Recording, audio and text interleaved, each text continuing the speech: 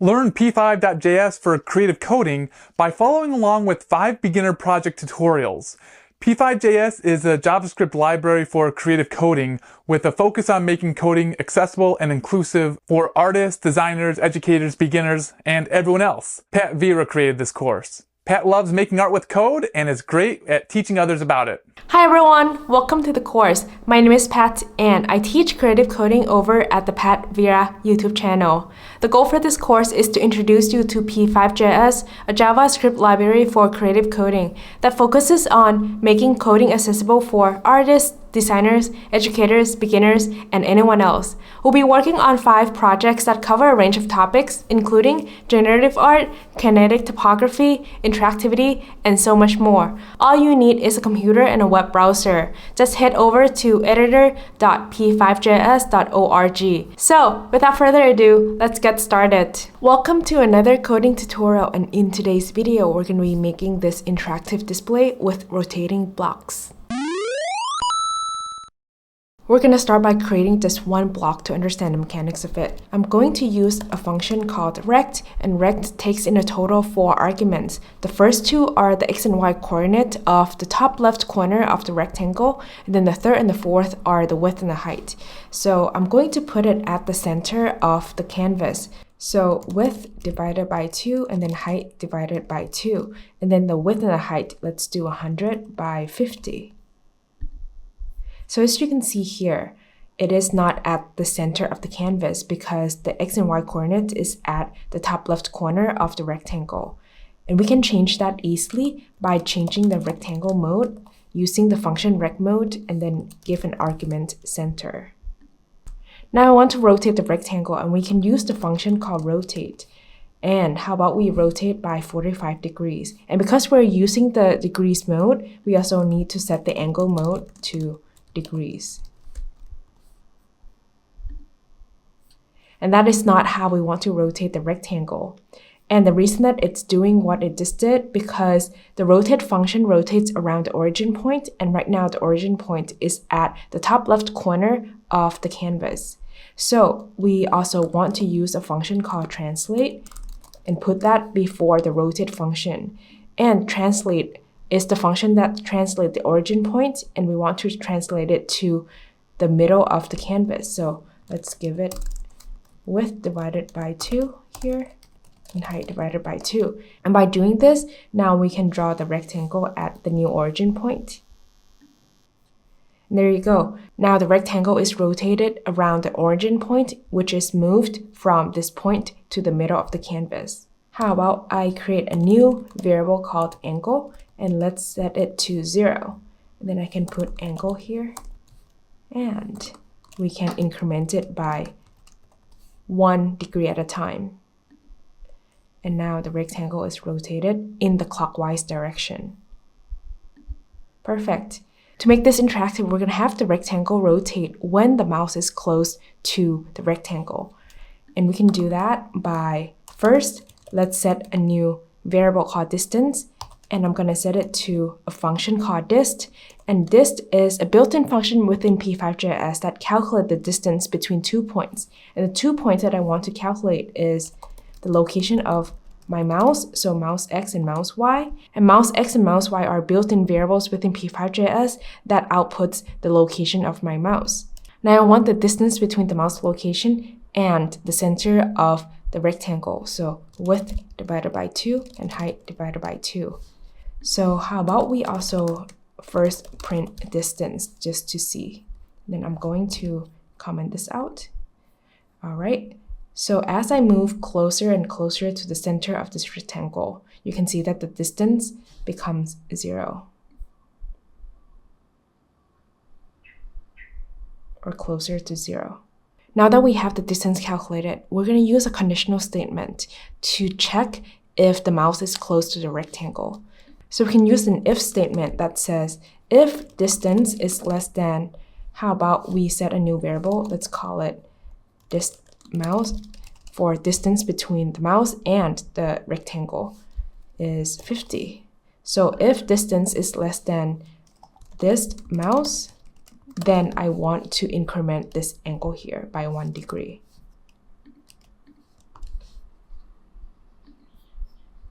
So not moving, not moving, not moving. And then when the condition is satisfied, the rectangle is moving. Then it stops when the mouse is further away.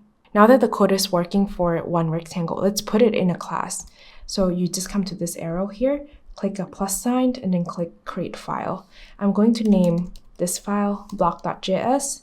And before we start writing the class, go to index.html file, and then come to this line of code here, copy and paste. And then change the name of this file to the name that you just created. So for my case, block.js. And this is how we integrate a new JavaScript file into the program. Let's go back to the class. We're going to start writing it by writing the word class, and then I'm going to call my class block. And then we're going to write two methods. One is the constructor function, and the other one is display. All right, so for the constructor function, we need X and Y location of the center of the rectangle. So I'm going to set these as variables, this.x and this.y. And for display, let's go back to our sketch.js file. And then we're going to copy these set of code here for drawing the rectangle. All right. And we need to tweak this a little bit. So instead of width divided by 2 and height divided by 2 here, we're going to put this.x and this.y. And then I'm going to also create a new variable here called this.angle and initialize it at 0. All right. And we also want another method called move. And this is the method where we check the distance and move the rectangle, rotate the rectangle. So we can copy this set of code and then put it in the move method. All right, and then we also need to change this to this.x and this.y. And then this mouse is already the global variable, so we can keep it as is. And then we need to also set angle to this.angle. Perfect. So now let's go back and let's try to create this one block object. We don't need this angle anymore. Okay. So I'm going to call it B, and B is going to be a new block object. And we're going to set it at, how about just the center of the circle? So width divided by 2 and height divided by 2. And then to call the function or the methods, we just do B, which is the name of our object, and then dot, and then the name of the method. So move, and then display.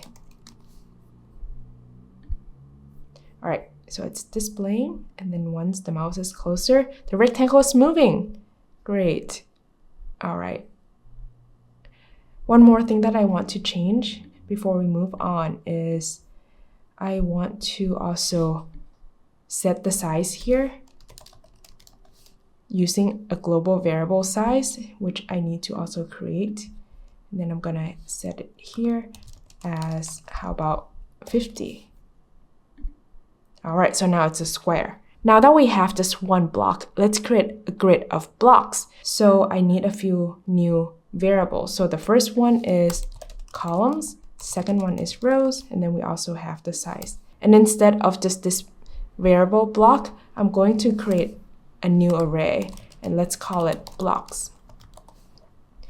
All right, so we're going to create a 2D array. And we can do that by using a nested for loop. That goes from I equals to 0 to I less than columns, right? And then in the inner loop is from j equals to 0 to j less than rows. In the outer loop here, we need to populate the blocks array with empty 1D arrays. And then inside the inner loop, we can now create a bunch of new block objects. And then for the arguments, it's not going to be this anymore. It's going to be I times size and j times size. I times size and j times size will allow us to create a grid of rows and columns of blocks that are spaced out by the distance size. All right, and then now we want to call the move and the display methods, and we are going to use the nested loop as well. So we can just copy and paste this. And then now just call move, and then blocks of I and j dot display.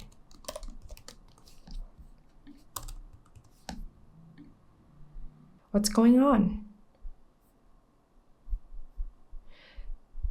It is because first we have not yet calculate what calls and rows are.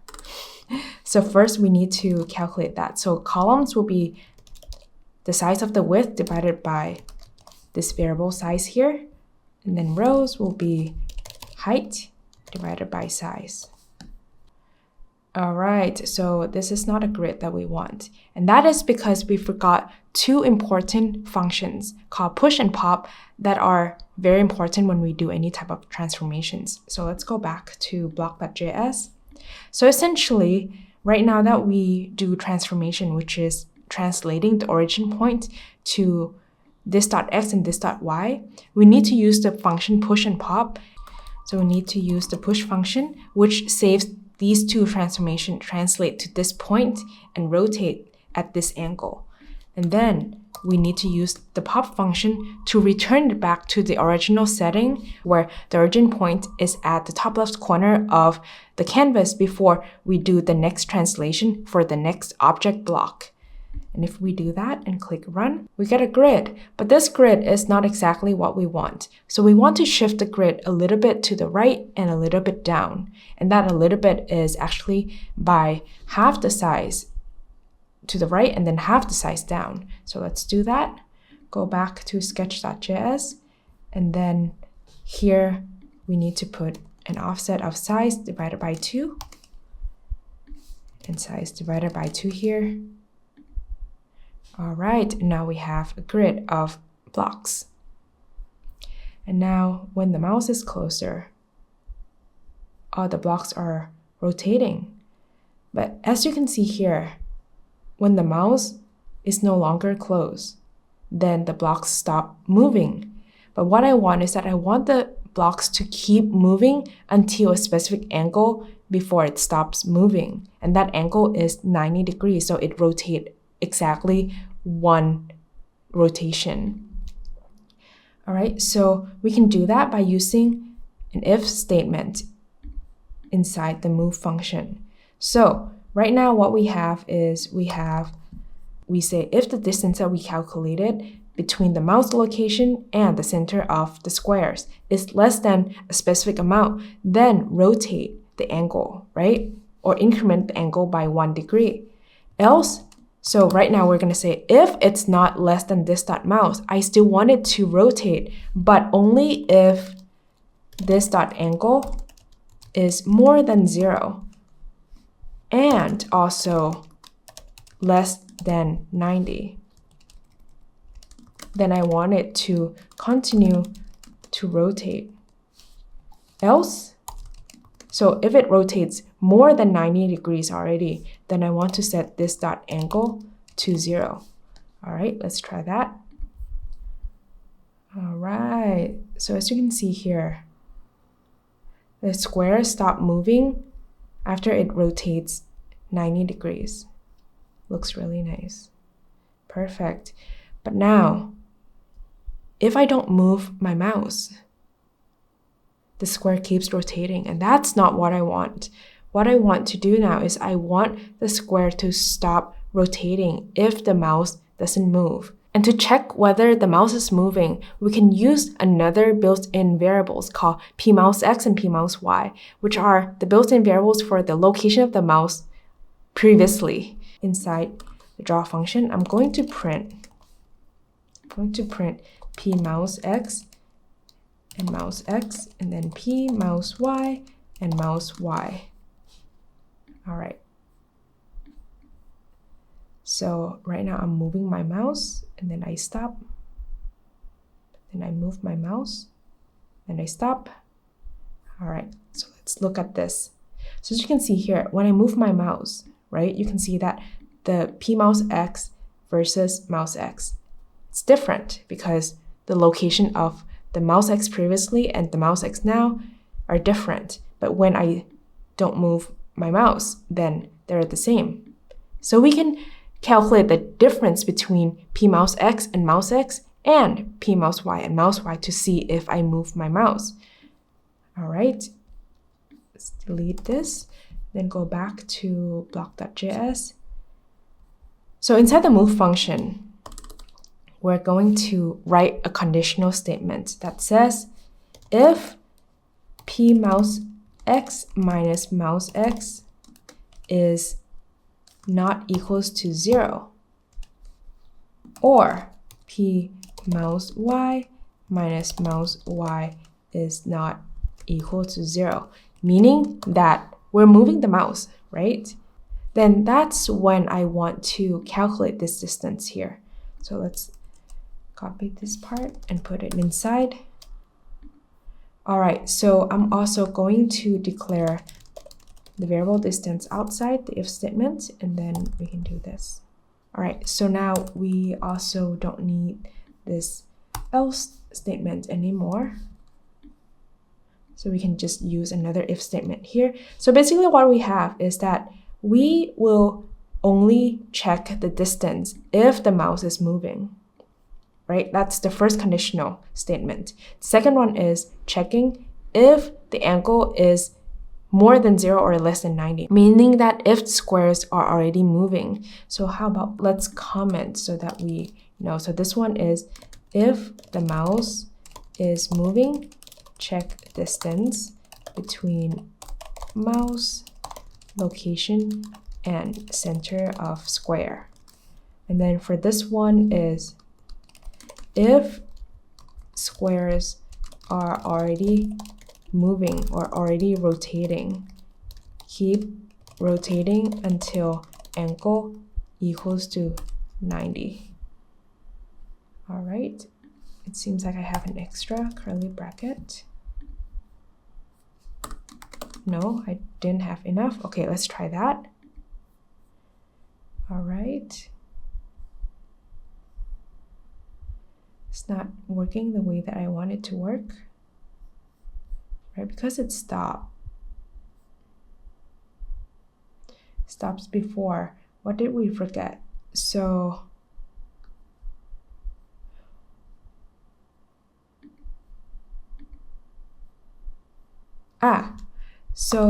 we need to end this if statement before.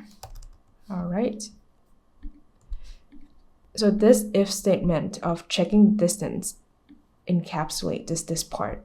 And then this is a new if statement. So let's try that. All right. And now when the mouse is not moving, then the squares are not rotating.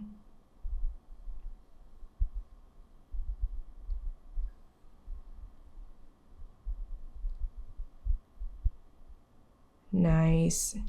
Let's change the aesthetics of how this look. How about we make the size 10? Let's make it small. All right. Okay. And then how about we change the background color to black, and then let's go to block.js, and then we are going to do the stroke color to be white, and let's do no fill. Okay. Then, actually, I'm going to do the stroke color to be this.c, and I'm going to create a new variable here and set it to 255 for white. And then let's go back to sketch.js. Right now, all the squares are right next to each other. I actually wanted to have a slight gap between each one of them. So I'm going to create a new variable called offset, and let's set it to 4. And then if we go back to block.js, so instead of just drawing it at size, let's do size minus offset.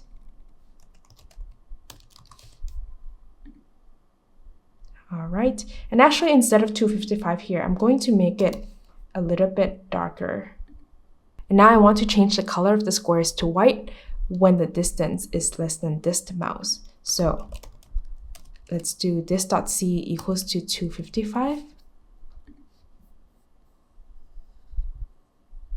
Okay. But then now it's like drawing on the canvas, because even if the distance is not less than this mouse anymore, it stays at 255. So we want to change that too. And we can do that by, inside this conditional, we can decrement the color by, how about, let's do 3. All right. And you also want to set it at 70 here when the angle is no longer satisfied this condition.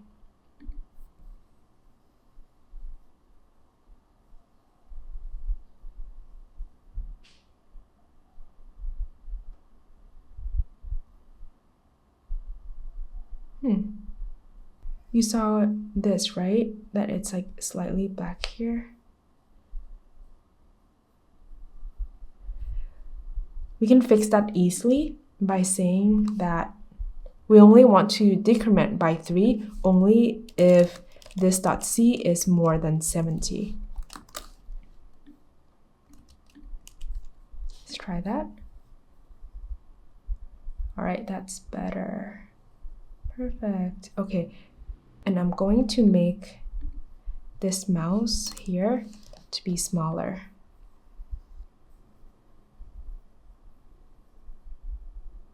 All right. Now, instead of just drawing squares, we're also going to draw a different shape or an X shape.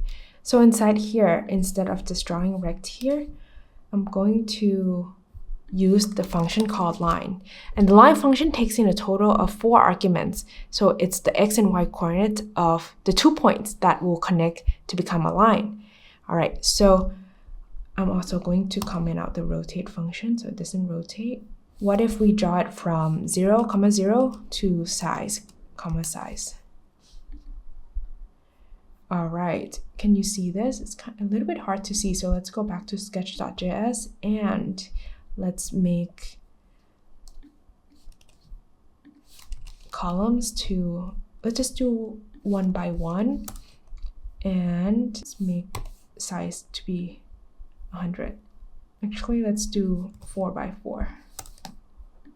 So you can see here that because when we draw the rectangle, we need to move it out by a margin of size divided by 2, because when we draw the rectangle using the rect mode, everything is from the middle point of the square. So now we also want to move this back by negative size divided by 2.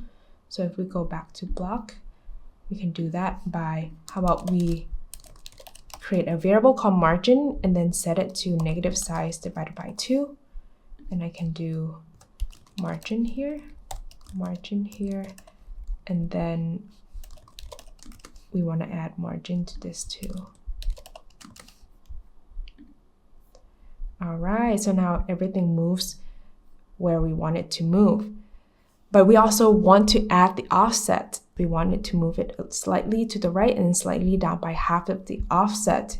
So we can do margin plus offset divided by 2 for the first 2 arguments. So for the third and the fourth arguments, we want to subtract the offset by the same amount.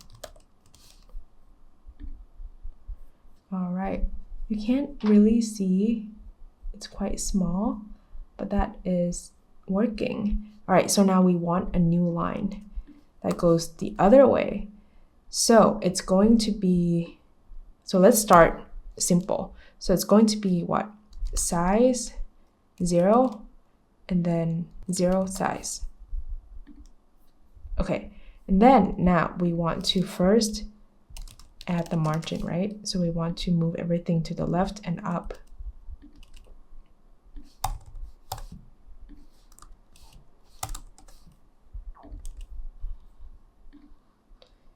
Okay, and then now we need to work with the offset. So for the first one, we need to subtract by offset divided by 2, and then plus offset divided by 2 for the y variable. And then for the third one, we need to add by offset divided by 2, and then we need to subtract by offset divided by 2. Okay, let me change the offset here to, how about I do 40, so you can see that it's actually is working. All right, okay. So if we go back to block.js again, I'm going to put this whole thing here inside a new method, and let's call it drawX. All right, and then I'm going to do the same thing for rectangle. So draw rect, and I'm going to move this set of code here. Okay, so now when we want to call a method within a class, all we have to do is we just put the name of that method, so drawX, right? And we just need to put the word this dot. We get what we have here. If we go back to sketch.js and then just make, we don't need to set 4x4 here anymore. Set the offset to 4 and then the size back to 10. And then uncomment this. All right, so now we have a different shape. Why did I make two shapes? Basically, this tutorial is inspired by this website here called AnyPixel, which is a project by Google Creative Lab, an open source software and hardware library to make interactive display. But as you can see here, they have a really cool interactive display, which is exactly what we're trying to do. And they have two shapes. They have the X shape and then they have the square shape. So that's what we're going to do for the last step. All we need to do actually is come to this part here inside the display method, and we're going to write a conditional statement that says if this dot angle is more than 0 and this dot angle is less than, I'm going to do 45. Then I want to draw the squares. Else, then draw X. Let's see what happens. So now it's all X because this dot angle is equals to 0, right? Initially. And then now, you see that? We get a mix of two shapes.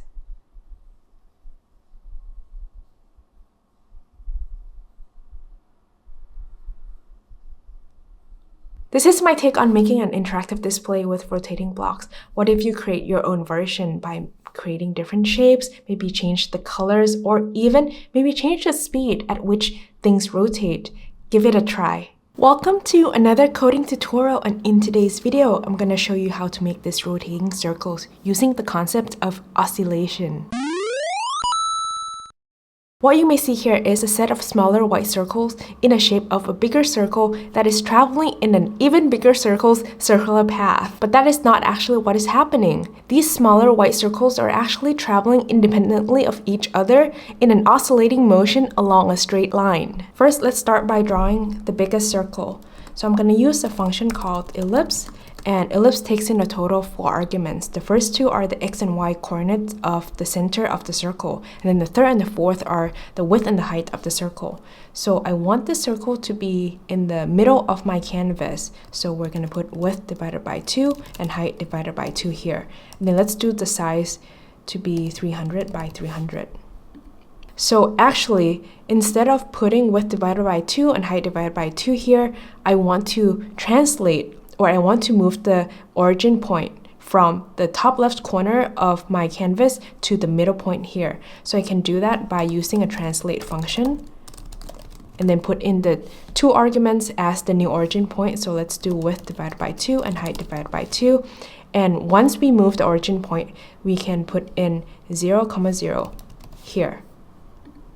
All right, so everything is still the same. Next, I want to draw a smaller circle, and this smaller circle is going to travel along the circular path here. So we need to figure out what are the x and y location of this smaller circle, and we can do that by using the rules of trigonometry. You can watch my video on how we convert from polar coordinates to Cartesian coordinates, but essentially we need two equations, and these two equations are x equals to r times cosine of angle, and y equals to r times sine of angle. So let's us also declare x and y variables as well as angle. Let's set angle to 0. And also, how about we also do radius equals to 150, and then instead of putting 300 here, let's do r times 2 and r times 2. And do not forget to draw this smaller circle, so let's do it at x and y, and then give it a size of 20. A few tweaks, so I'm gonna put this after, and then I'm going to not color the big circle, and I want the smaller circle to be the color red. And also, I am going to use the angle mode degrees, so I'm going to also write a function called angle mode and put in degrees here. So right now this red circle is not traveling anywhere, it's just stuck at angle equals to 0. So let's move it. We're going to move it based on the location of the mouse. We can map using the equation called map, and we're gonna map what? We're gonna map the mouse x location from 0 to width to the degrees of 0 to 360. Alright, so now it's traveling in the clockwise direction along this circular path.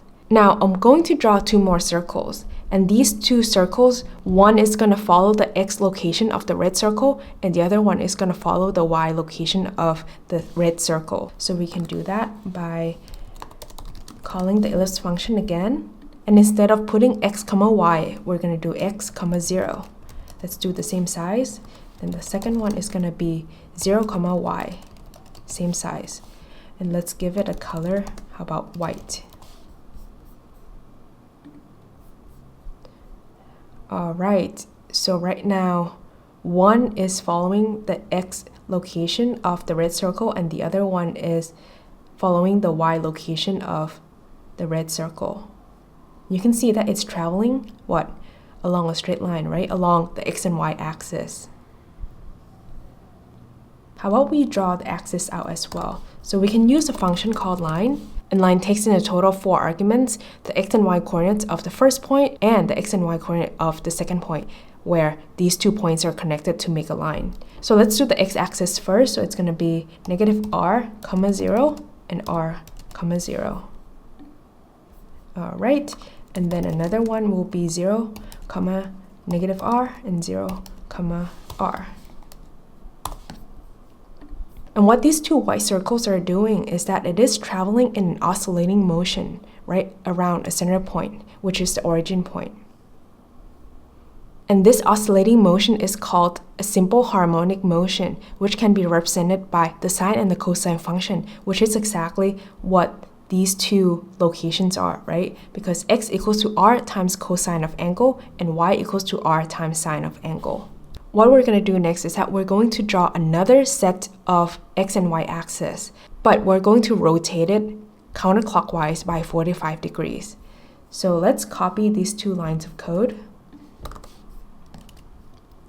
and use the rotate function. And we're going to rotate by 45 degrees counterclockwise, and that's why I need to put negative 45 here. All right, so let's give it a different color so we can see. So let's do blue for the y-axis and green for the x-axis. And then we need to also reset it back to black here. All right, let's try this. And I'm also going to comment this out first.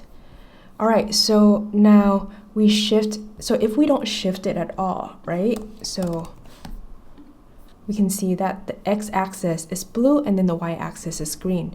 And now we shift it by 45 degrees.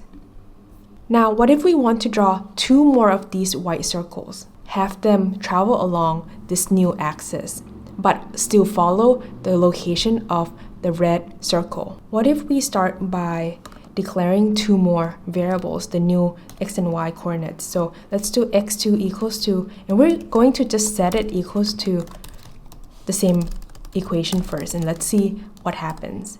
So y2 equals to r times sine of angle. And then we're going to draw it out as well. So we're going to draw the exact same thing as this, but we're going to replace it by x2 and y2, and then let's give it the same color of white. Angle. All right, so and then we're going to have it move. Okay, so this is not exactly what we want, right?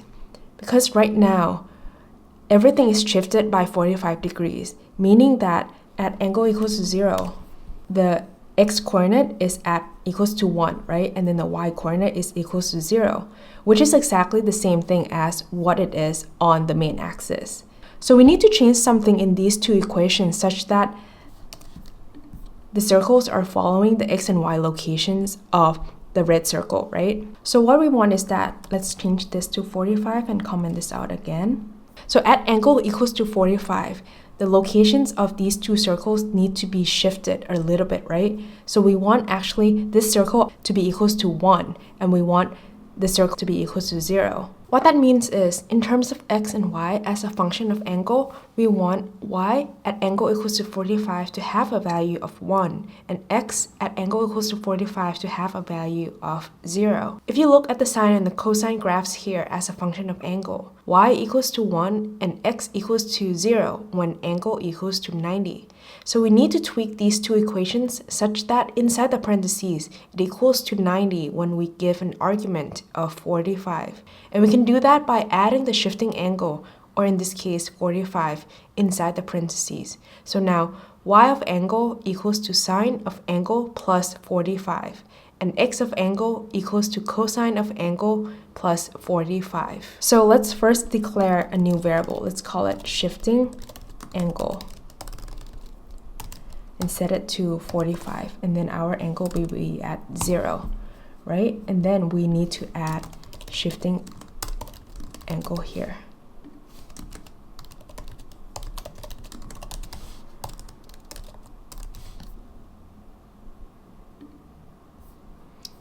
All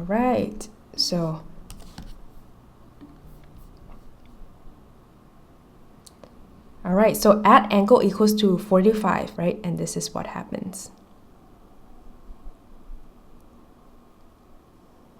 Now we can start adding more axes.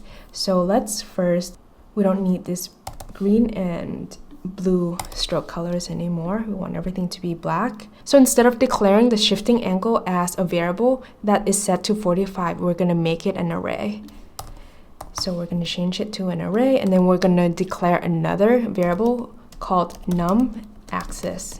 And this is going to be a variable that controls the number of axes that we want. So let's start with 2.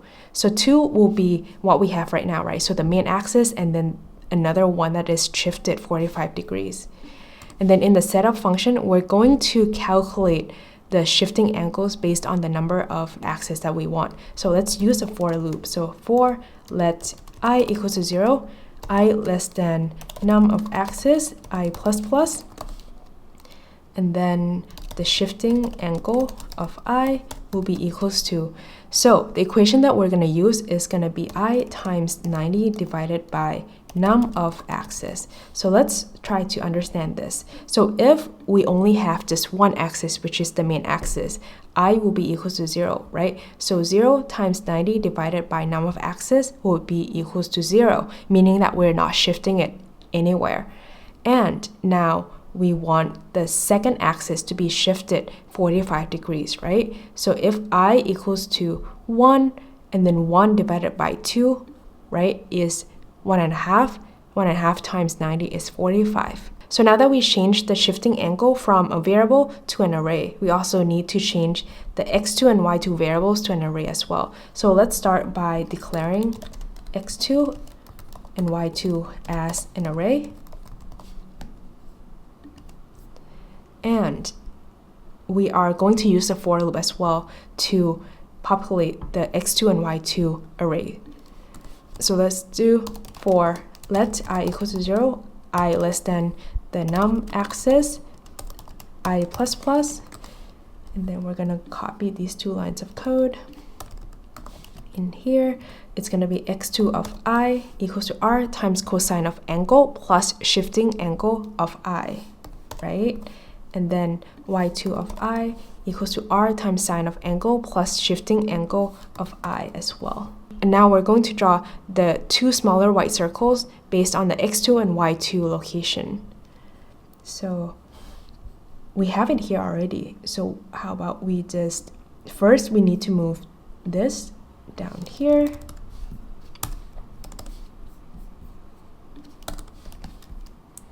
And then we want to copy this set of code and then put it in here.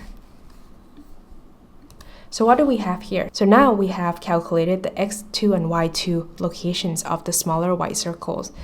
We want to rotate it by negative of the shifting angle of I, right? And then we also need to put x2 of I here and then y2 of I. Let's try this. All right, so now it's still the same. We can clean this up a little bit more too, because right now we also have this set of codes that draw the main axis and the main 2 smaller circles, which now it's just a repeated of what we have in here. So let's delete this. All right. And now all we have to do is that we need to change the number of the axis here. So let's do 3. Ooh, what's going on here? All right, don't freak out. The thing that is going on here is that we forgot to put in 2 functions that are very important when we do transformation, which is push and pop. So let's put it here, push and pop.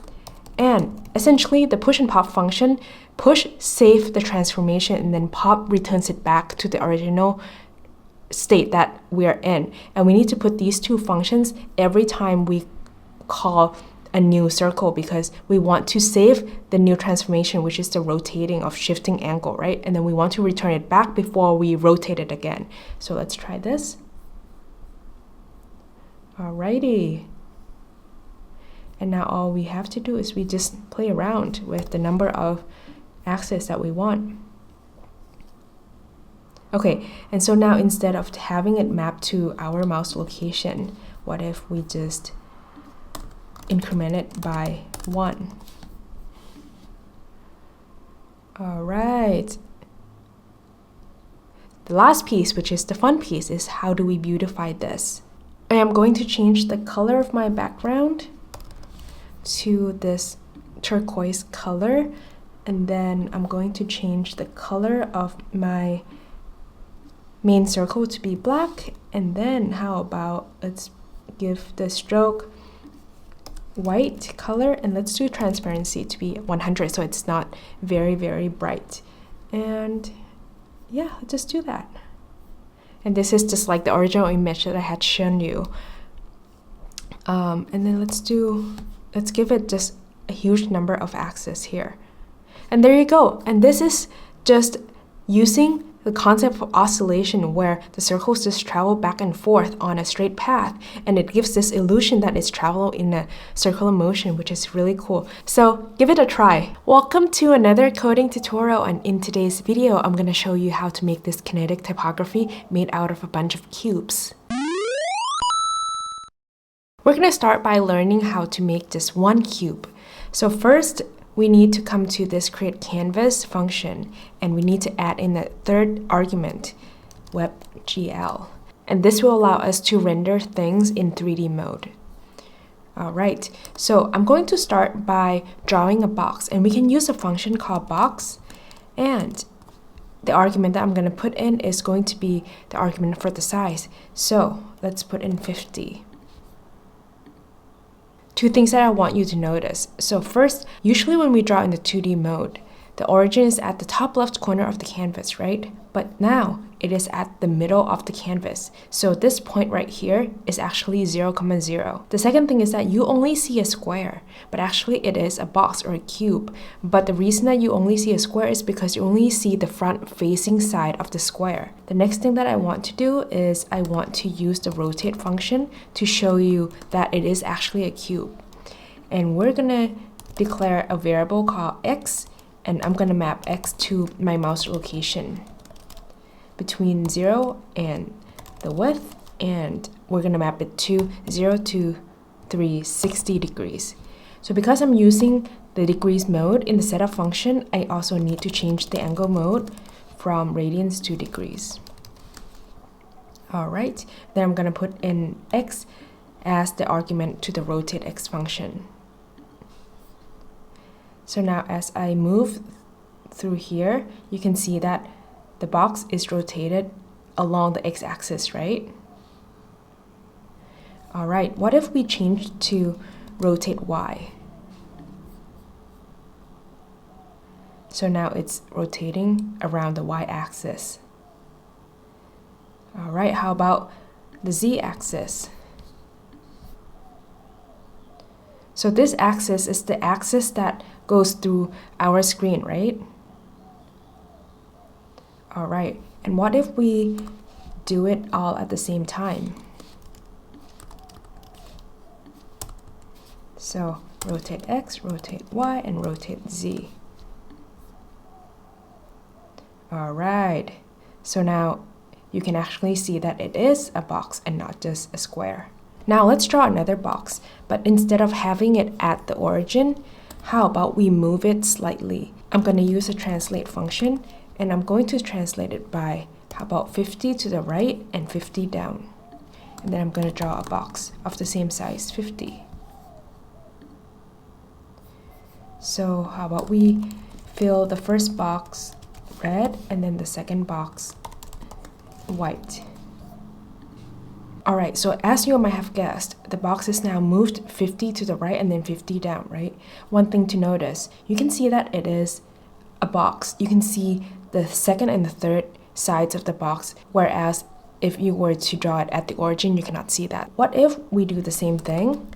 And I'm going to use another translate function, and I'm going to translate it to the left 50 and then up by 50. Why do we only see 2 boxes now instead of 3? And it is because we forget the 2 main functions when we do transformations, which is push and pop. Push is the function that saves the transformations that you do, while pop restores it back to the original settings. The reason that you only see 2 cubes right now is because we draw this red box, right? And then we draw the first white box, but we moved it 50 to the right and then 50 down from the original point, and so we have this box here. But because we didn't use the push or the pop function, we translate it again on top of this first translation. We say move to the left by 50 pixels and then move it up by 50 pixels. So it moves from this settings here to the left and then up, and then we draw this other box. And so this third box is actually on top of the red box that we drew initially. But actually what we want to do is that we want to translate this box from the original point. So we want to use the push function here and then the pop function here, such that before we call this translate function, we go back to the original setting, which is the origin is at the center of the canvas. So if we click run, now we have this third box here. And the reason that now these 2 boxes are both red, it's because I put this fill inside the push, so it restores it back, and now the third box is using the fill function of the first box. So if I were to put this here, we get 2 white boxes and then 1 red one, which is this top one. Now we want to draw rows and columns of boxes. So essentially, we're going to be using these set of functions over and over again inside a nested for loop. Let's start by writing the outer for loop. So let I equals to 0, I let's do how about 2, I plus plus, and then for let j equals to 0, j less than 2, j plus plus. So we're gonna do 2 by 2 boxes. All right, then I'm gonna copy this line of code, put it in here, then I'm gonna delete this. And before I move forward, I'm going to declare a new variable called size, and I'm going to set size to 50 so that I can put in size here instead of hard coding the number 50. But we don't want to translate everything by size, right? If we do that, we only have one box because all 4 boxes are at the same location. We want to multiply I times size here and then j times size. So we have 4 boxes, and because we put this red here, we don't see it. Let's put it after. Let's say that we declare rows equals to 2 and columns equals to 2, right? And then we can replace this by columns and rows. Let's do the same thing. And now we want to change it by, let's do 10 by 10. Now it's off the screen. So what we want to do is that we want to shift everything to the left and up, but by how much? So if you look at it right now, right, there are how many here? 1, 2, 3, 4, 4.5. 1, 2, 3, 4, 4.5. So we actually want a total of 10. So we're gonna shift it by, how about 5? So 5 boxes times the size. So let's try that. So if we subtract it by size times the number of columns, and then subtract it by size times the number of rows. Oh, it has to be, because columns is now 10 by 10, right? So we actually want just 5. So divide by 2 here, divided by 2 here. Our canvas is a little bit too small for the size that we set. So what if we do 600 by 600? All right, so you can see that it's a little bit off-centered. So actually, to have the same margin for everything, we want to add size divided by 2 here as an offset. Okay, so now we're smacked in the center. I'm gonna change it back to 400, but I'm going to change the size here. How about 6 by 6? And if you want it to fit the size of the canvas perfectly, instead of giving it the number of rows and calls here, we can also just calculate the number of rows and calls in the setup based on the width and the height, right? So we could do calls equals to width divided by size, and rows equals to height divided by size. Perfect. Next, we're going to create a box class, and inside the box class, we're going to be drawing each of the boxes based on the code that we just wrote. So let's come here, and then we're going to click the plus sign, and then click create file. I'm going to name my file box.js, and before we start writing a class, let's go to index.html file and come down to this line, copy. And then we're going to change the name from sketch to whatever the name of the new JavaScript file that we created. So in my case, it's box.js, and this is a way for us to integrate this file into our program. Now let's go back to box.js. We're going to start writing a class. So start with the word class, and we're going to name the class box. Inside the constructor function, we're going to give it 2 parameters, x and y. And then I'm going to set this x equals to x, and then this y equals to y. And then we're going to write a method called display. And display is going to have functions that we just wrote. Let's go back to sketch.js. They're going to be these ones here.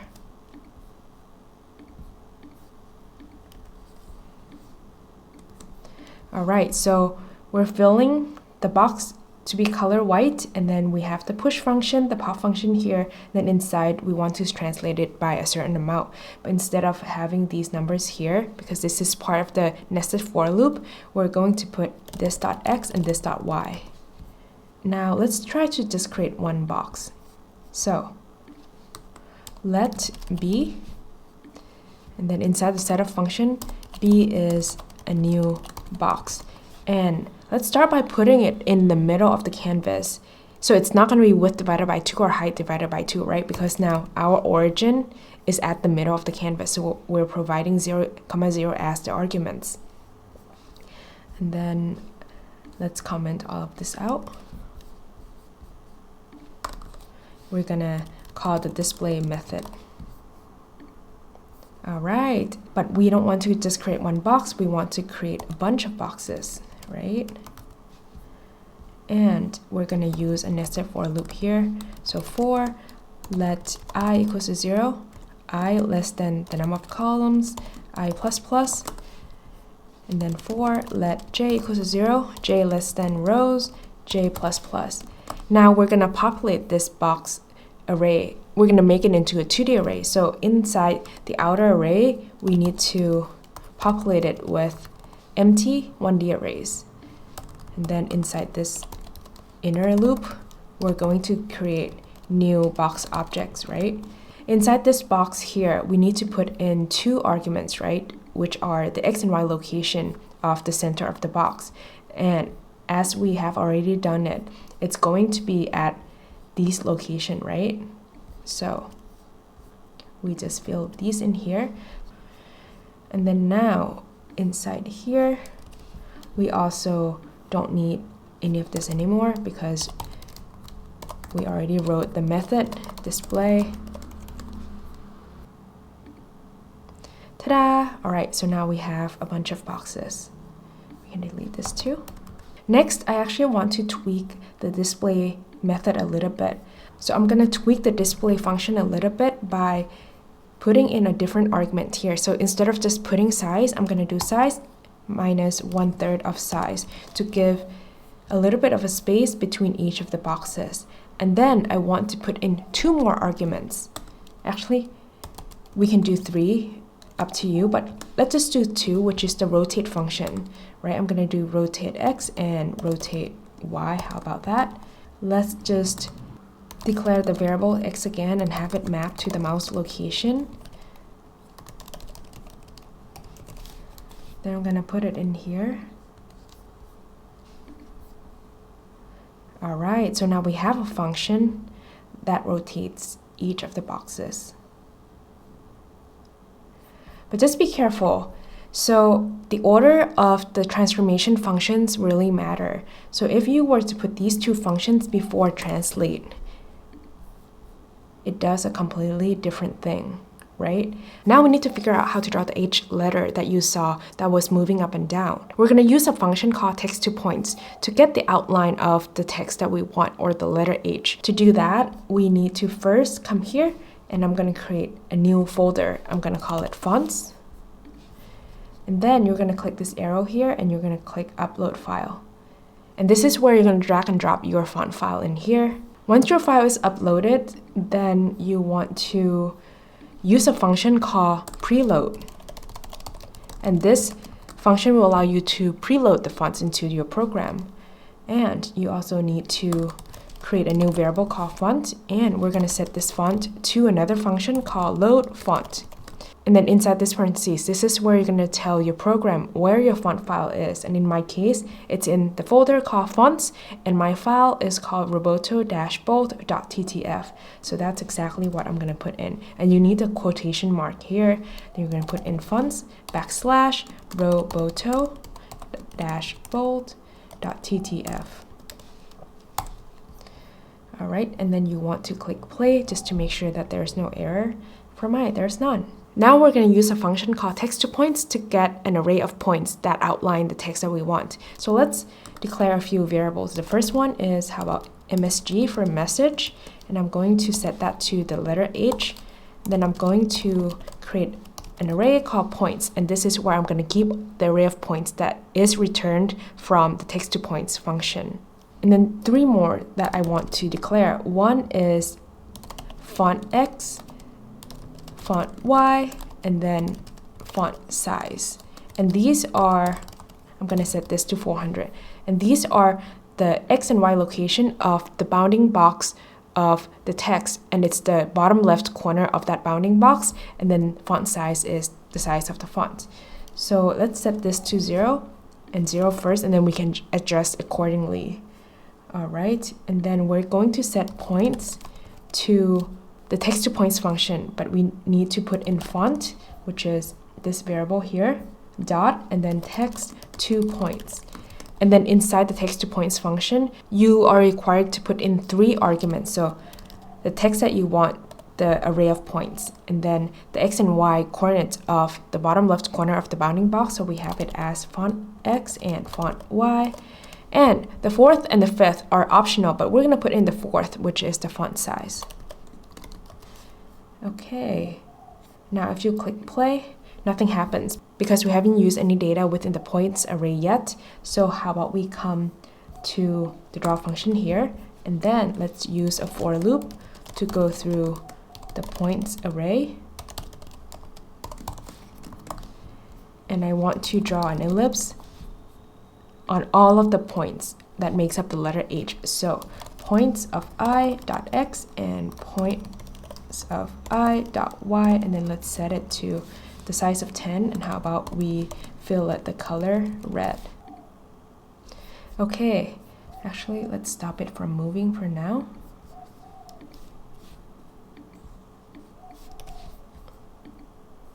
Okay, go back to sketch. Because we put font x and font y at 0, 0, that's why the letter's at the top right corner, right? So we want to move it. How about we move it a little bit to the left? Let's do, how about 120? That looks pretty good. Maybe 130, negative 130, and then let's move it down. So down for the y-axis is positive, right? So how about 100? A little bit more. Maybe a little bit more. That looks pretty good. But we don't actually want to draw out all the points here, right? We don't want these red ellipses. What we want is that we want our cubes to have the shape of the letter H. All we need to do is that we need to find the distance between each of the cubes, each of the location x and y of the cubes, to the points that are along this shape here. And if it is at a specific distance, then we say that, hey, that is part of the H outline. So what we're gonna do is we're gonna come here. I'm going to comment all of this out. Inside this nested for loop, we actually need one more loop. So we're gonna go through, actually it's gonna be k now.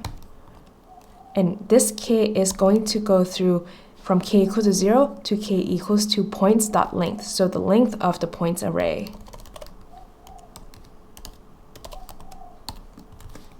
And I'm going to declare a new variable called distance here.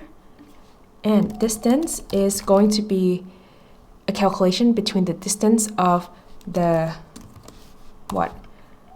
the points, right? Points of k dot x and points of k dot y. And the boxes, right? Boxes x and boxes y. And this function here called dist, D-I-S-T, is a built-in function within p5.js that calculates the distance between 2 points, and it takes in a total of 4 arguments. So 2 xy coordinates, which we have given here.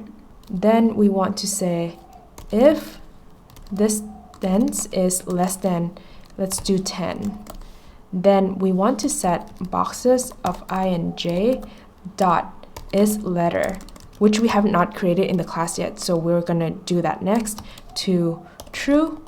So if the distance between the outline and the box is less than a specific amount, in this case 10, then we're gonna say that it is a letter, it's part of the letter. And else, then boxes of I and j is letter is gonna be false. All right, so now we're gonna go back to box.js and we're going to create a new, actually we don't need this. We just say this dot is letter, and we're gonna start it as false, right? And then in display, now let's click play to make sure there's no errors. There's none. All right, so in display, what we're gonna do is that we're gonna write a conditional statement that says if this dot is letter is true, then let's fill it with the color. How about blue? And else, then fill it as white. And something is wrong. What I did wrong is that I put in this additional conditional statement.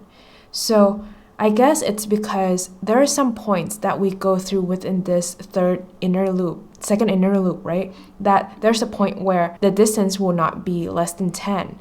So it just reset the boxes of ing.is letter to false. So we don't want that. So if there is only just one point that has the distance of less than 10 already, then set it to true.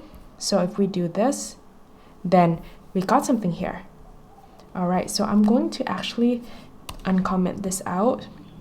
So you can see an outline of this H letter. You can see that actually only some of the boxes are blue, right? But we now can play around with this number here to get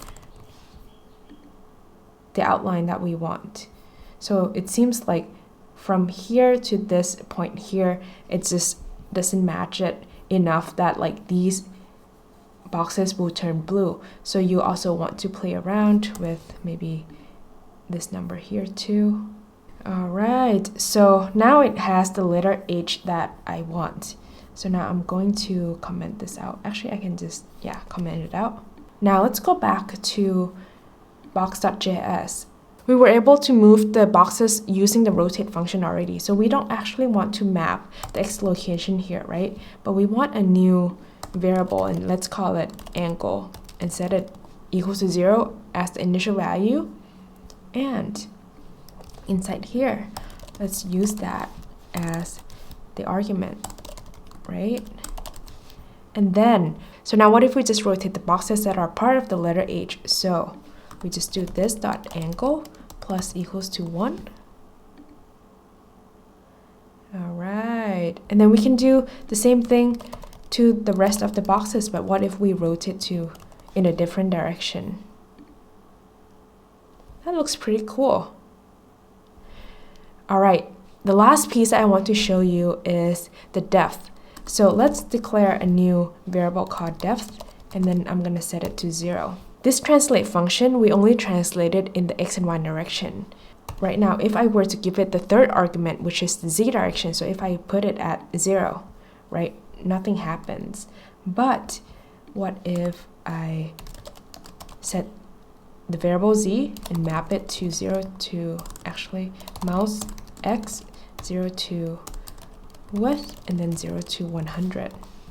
Then I'm actually going to comment this out for now. Let's look at this. Oh, I need to set this here. Do you see that? It's moving in and out, right? So I'm going to use this third argument here in the translate function to move the letter H, to move the cubes that are part of the letter H up and down. We don't need this. I'm going to uncomment these two. And I'm going to use this Z, this third argument, and I'm going to put this dot depth. And I'm going to say that if it is part of the letter, then this dot depth is going to be equal to what? I actually want it to move up and down in an oscillating motion. To get the oscillating motion, I need to use a simple harmonic motion equation, which essentially is the sine or the cosine function.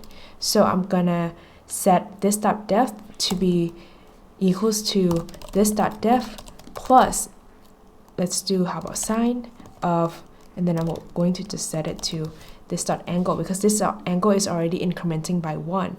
And instead of doing this dot depth equal to this dot depth plus something, I can just do plus equals, right? Same thing as this. We don't need this plus here. And let's try this.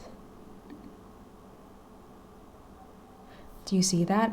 It's moving up and then it's going down. But because the output of the sine function or the cosine function ranges between just -1 to 1, and that's why you can see that this oscillating motion is, you can't really see it that much, so we can change the amplitude to get a bigger motion. So how about we multiplied it by 5? All right, so that is a lot. So you can play around with this variable as well. To get the image that I had initially, I need to change some of the appearance a little bit. So here, I'm going to change the stroke to white and with a transparency of 100. But if and then we want it to be no fill. And then if it is part of a letter, then the color will be white. And we also want the sketch file here. And then inside the background, we want that bluish color. So 0,0,139. Let's try this. All right.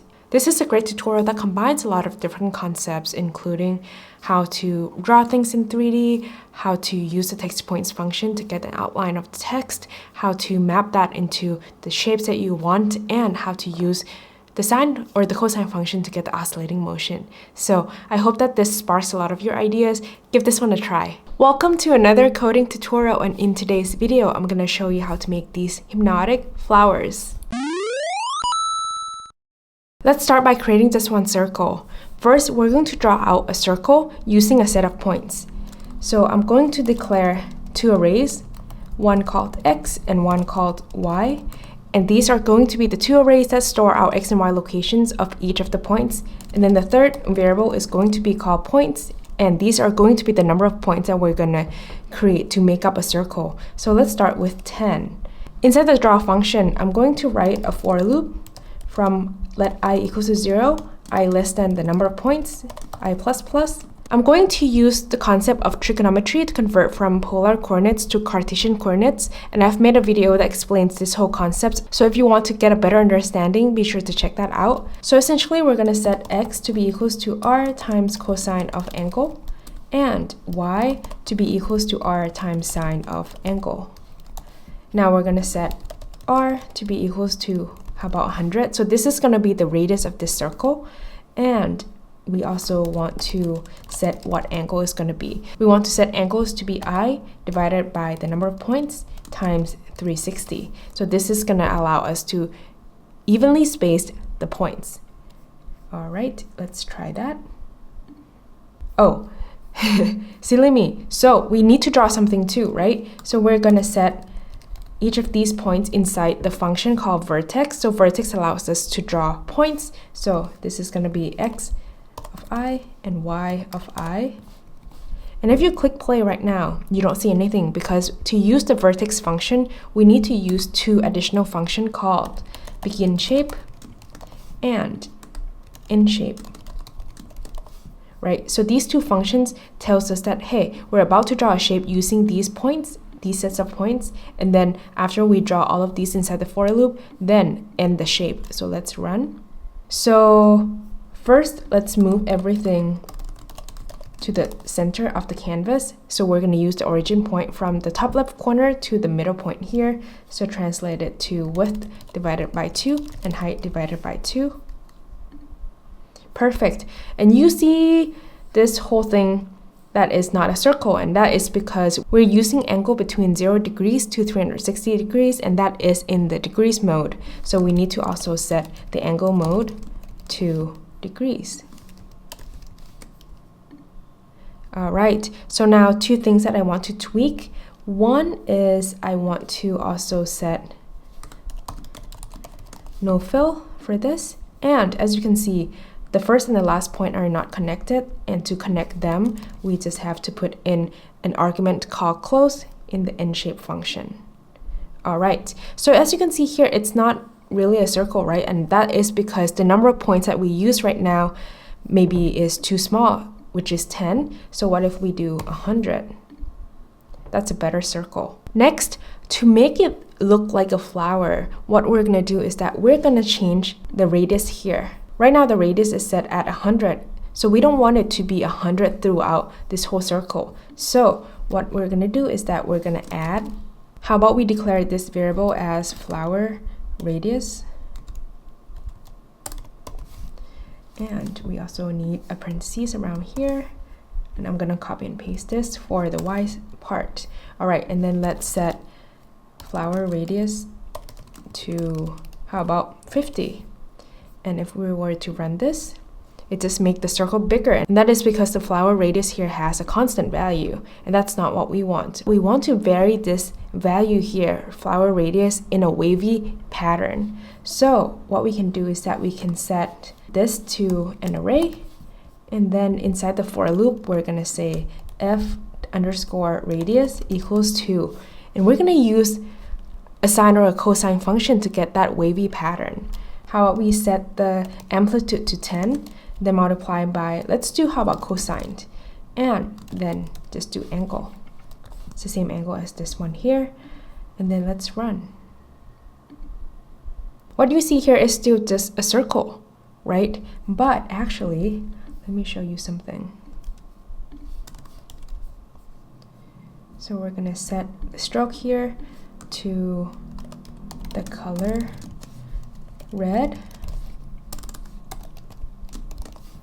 And then this next one, I'm going to set it to black. So basically, I'm going to show you two sets of circles. One with the f underscore radius and one without. And as you can see here, if I were to draw an ellipse at the center of the canvas, you can see that our new circle basically just shifts to the right, right? By adding this f underscore radius at a specific cosine function, it just moved it to the right, but it didn't do the flower pattern that we want. And that is because we're only just drawing one period. So this equation outputs the number between -10 and 10.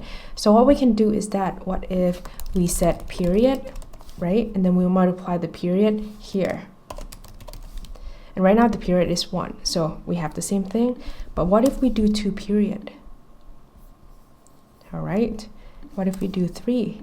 So the period is the number of times that we get the value between -10 and 10, because right now our amplitude is at 10, right? So if we just keep increasing this, we get a shape that looks more and more like a flower. And I also want to set actually f underscore amp to be 10. So instead of just hard coding this number here. All right, and then we can change this to, what if we do 15?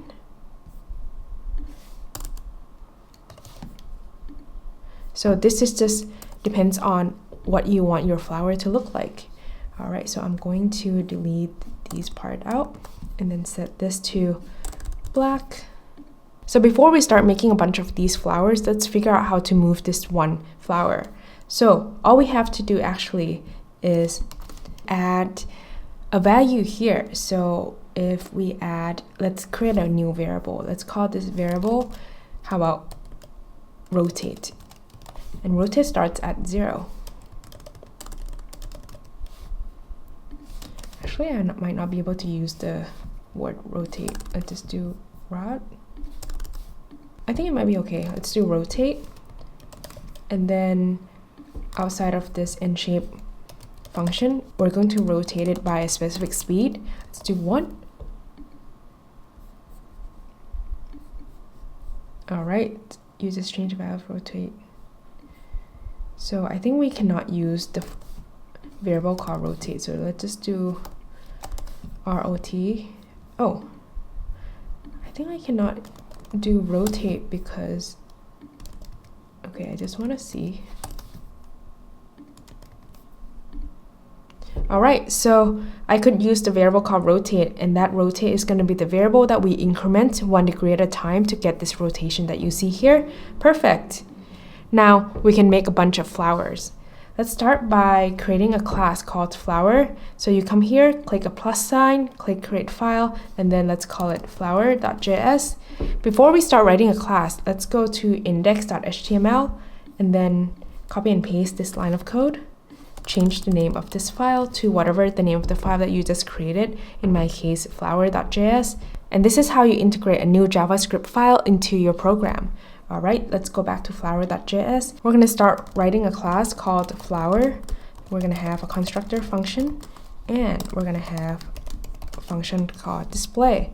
So we can go back to sketch.js, and then we can copy this whole thing up to here. All right.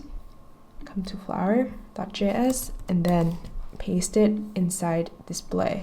Inside the constructor function, I'm going to declare the x and the y arrays, right? And then let's put this x and this y here.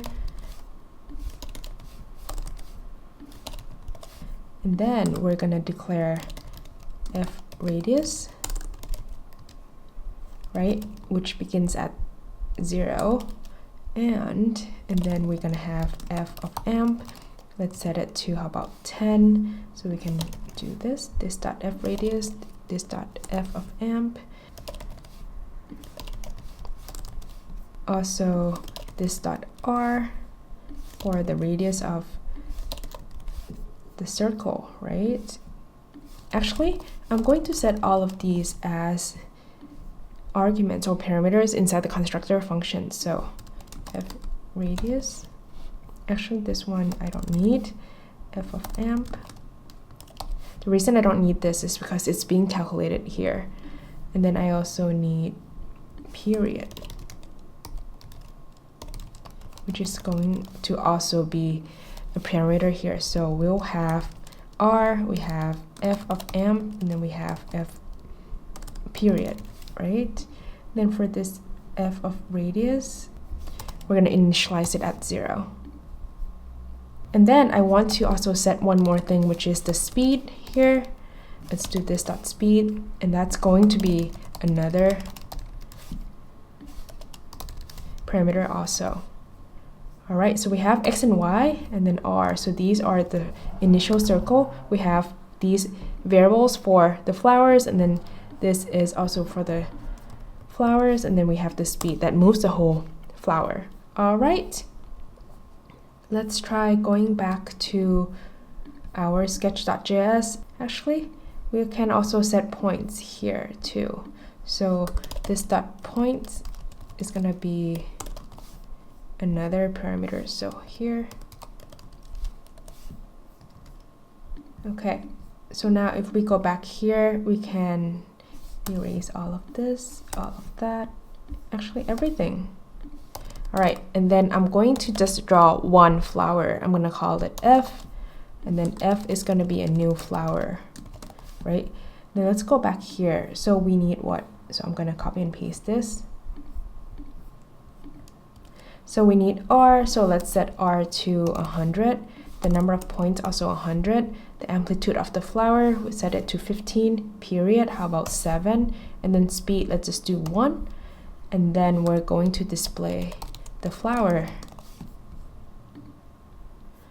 Okay, so we need this dot points here, this dot points here. Let's try that.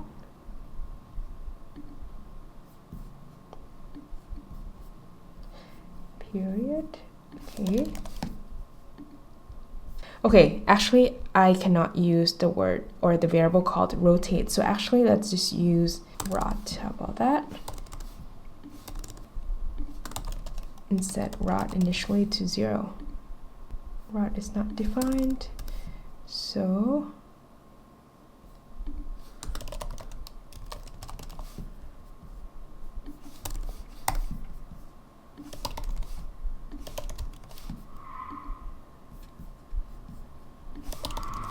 okay, so now we have an additional variable called this.rot for the rotation of the flower. Perfect, so now our flower is moving.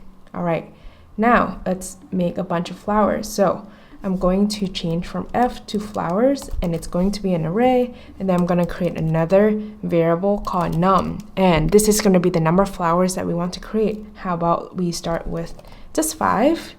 That sounds like a good number. So let I equals to 0, I less than num, I plus plus. So we're gonna create a total of 5 flower objects, right? So we can just copy and paste this. Then flowers of I is gonna be a new flower object. We want the radius to be the same, the number of points to be the same. 15 is what? Amplitude is still okay, period can be the same, speed can be the same. Actually, the radius should not be the same, right? Because if we give the radius to be the same for all flowers, that's the radius of the initial circle, then let's see what's gonna happen.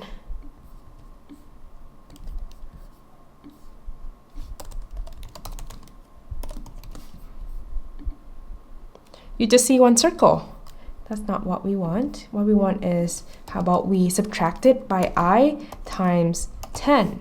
So each of the other flowers will be, or will have smaller and smaller radius. That looks good.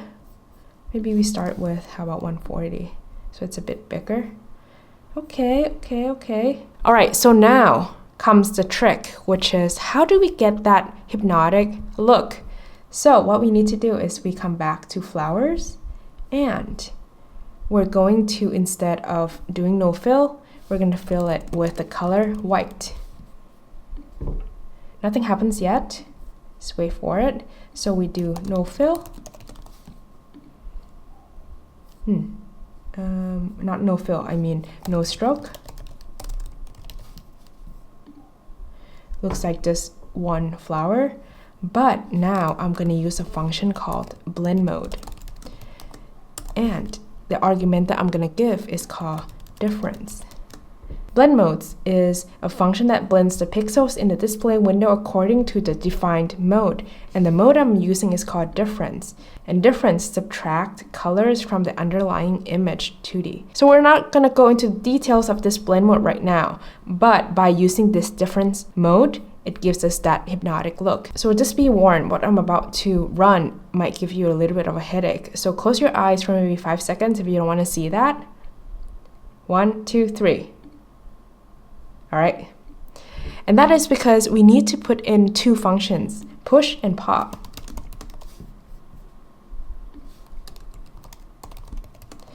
And by putting in push and pop, it clears out all of that craziness that you just saw. All right, so now that we have this, I'm gonna go back to sketch.js and a few things that we need to tweak to get the final result. So first, I want to set my background to black. All right. I also want to set the speed instead of a constant 1.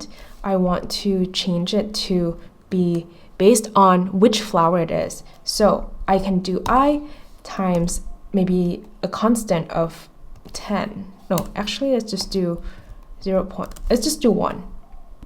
So as you can see here, the biggest flower doesn't move, and that is because when I equals to 0, I times 1 is 0, so the speed is 0, and so it doesn't move. So we can change it by do I plus 1, and so all the flower actually moves, but at a different speed. But it's going a little bit too fast to my liking, so I'm going to change it to, how about 0.1. That's a bit better. I like that better. I also want to change the number of flowers to 15. And there you go. So this is the hypnotic flowers that you saw at the beginning of the video. And it looks really neat. But before I end this video, I want to show you another cool trick.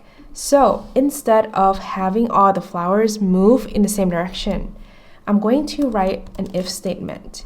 And I'm going to use an expression called I mod 2 equals to 0.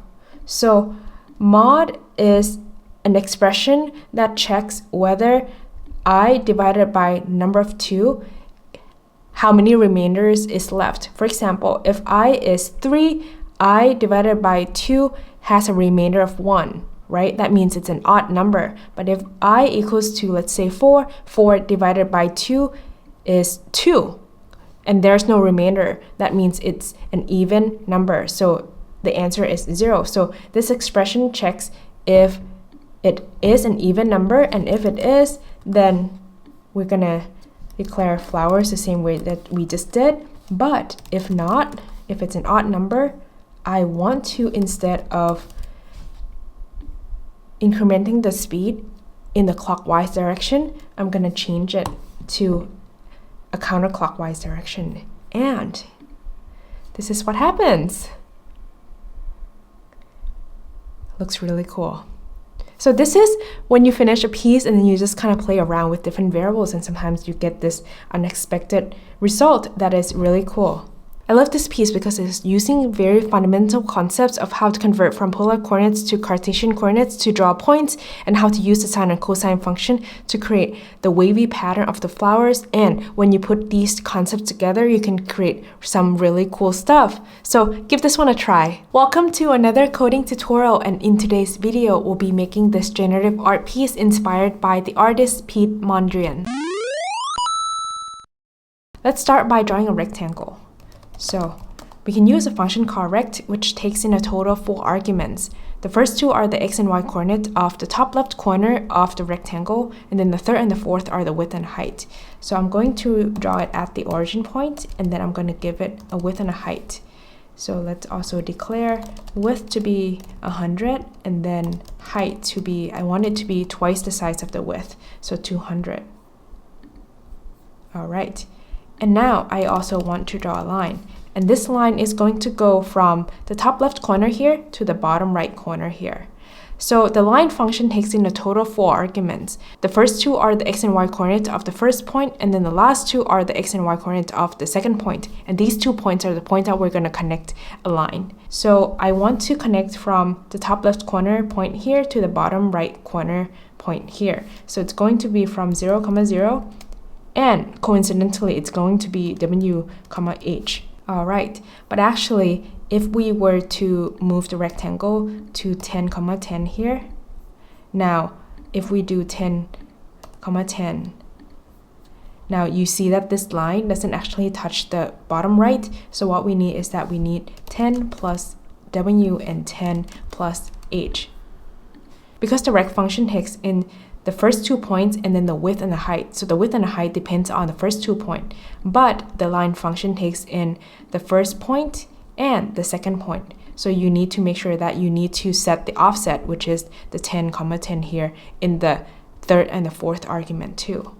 Now, I want to draw a 2 by 2 set of rectangles. So I'm going to start by declaring columns and set it to 2, and then declare rows and set it to 2. And I'm going to write a nested for loop.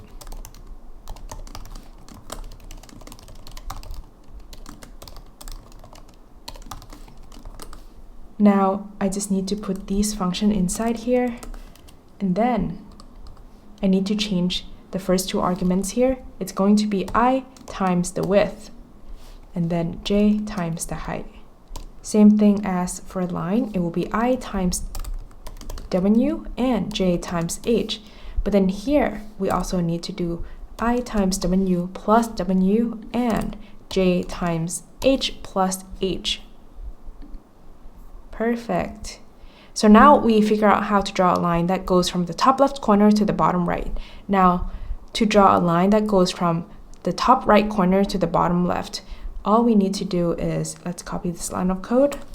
For the first argument, it will be I times w plus w, and then j times h. And then the third one, which is the bottom left, will be I times w, and then j times h plus h. So I'm going to comment this one out. Perfect. I'm also now going to set the width to 50, and then the height to 100, and then let's do columns to be 8, and then rows to be 4. But instead of having lines that go in the same direction, I want the even rows to have lines that goes from the top left corner to the bottom right corner, while the odd rows to have lines that go from the top right corner to the bottom left corner. So I need to write a conditional statement. So what should be my condition? My condition is going to be j mod 2 equals to 0. So if you're not familiar with this expression, this is an expression that's called modulo, and how it works is that it takes the first number here divided by the second number, and then tells us what is the remainder of this calculation. So for example, if j, which goes between 0 and rows minus 1, right? If j is 0, 0 divided by 2 is 0, no remainders. So the answer is 0. But let's say j equals to 3. 3 mod 2, or 3 divided by 2, has a remainder of 1. So this expression will give us a result of 1. So this expression here, j mod 2 equals 0, is basically calculating whether this number j is an even number or an odd number. Because whenever you divide something by 2, if there's no remainder, it's an even number. And if there is a remainder of 1, then it's an odd number. So this is how we tell whether this row is an even row or an odd row. Alright, so for an even row, I want the line to go from the top left corner to the bottom right corner, while If it's odd, then I want it to go from the top right corner to the bottom left corner. Let's try that. Perfect. Now I want to put the code that we just wrote for each of the rectangle or a set of lines in a class.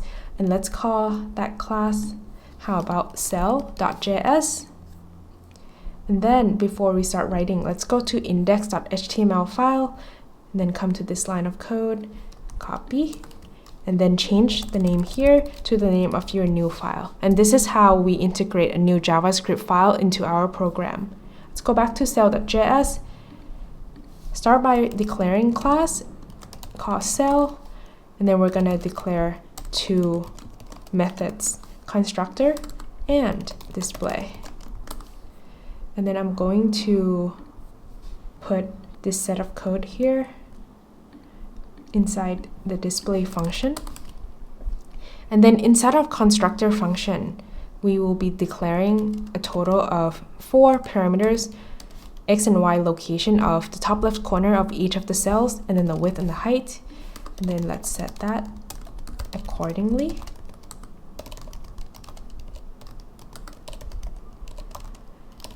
And then the last parameter that we want is row, to tell whether it's an odd row or an even row. And then inside display here, instead of J, we just put in this.row.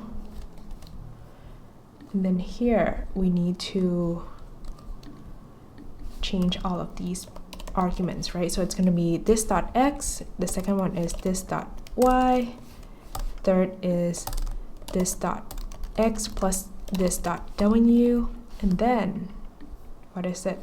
This.y plus this.h, right?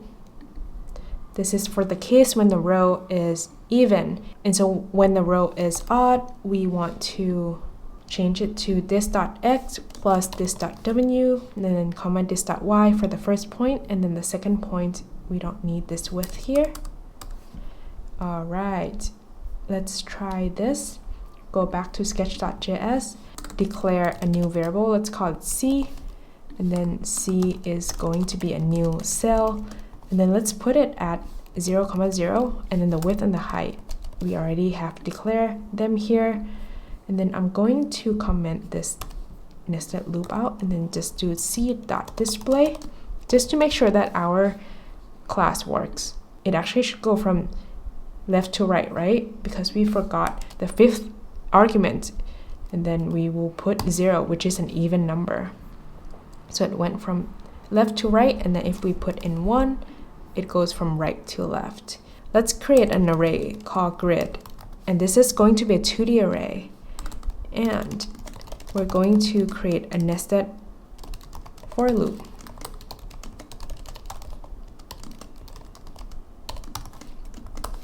Inside the outer loop, we need to first populate this empty array with a bunch of empty 1D arrays.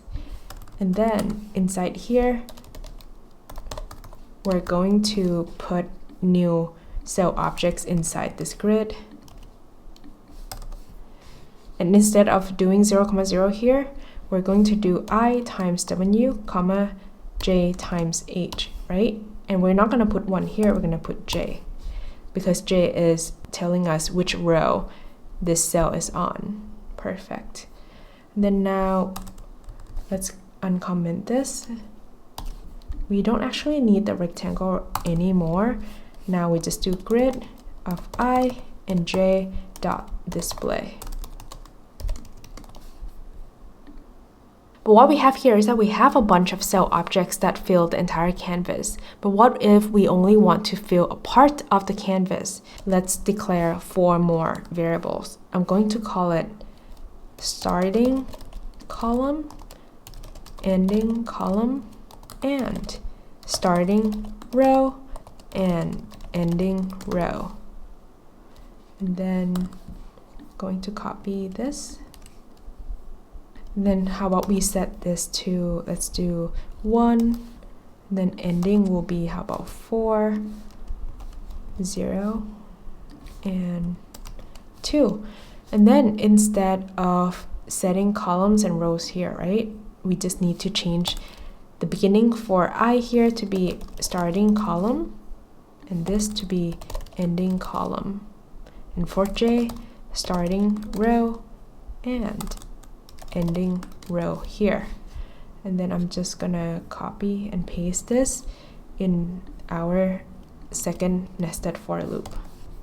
Let's play. Uh-oh, what's happening here? No error, but nothing is coming up. Oh, I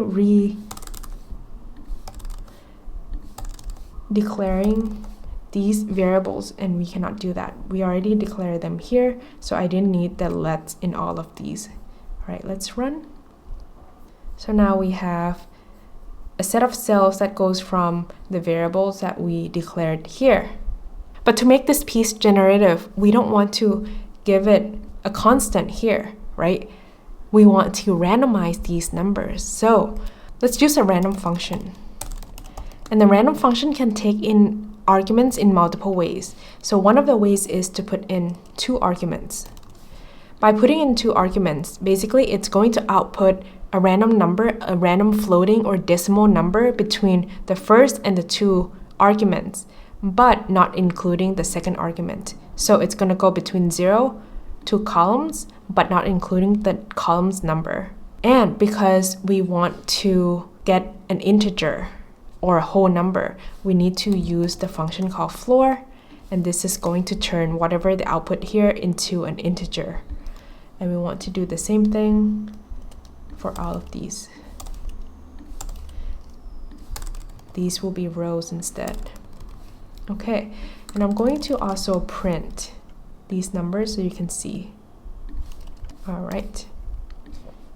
So there is one flaw with what I'm doing right now. So the first one is, what if the random number is the same number, right, between the starting and the ending column? So as you can see here, there's nothing on the screen. Actually, in this case, there's another problem. So as you can see here, the starting row is at 3 and then the ending row is at 2. So how is that gonna work? It doesn't work. We want the starting row or the starting call to be the lower number, and then the ending call or the ending row to be the larger number. So actually, let's fix that one first. So I'm going to declare actually 4 variables. Let's call it A, B, C, and D. And then actually these variables will be the variables where we get the random number.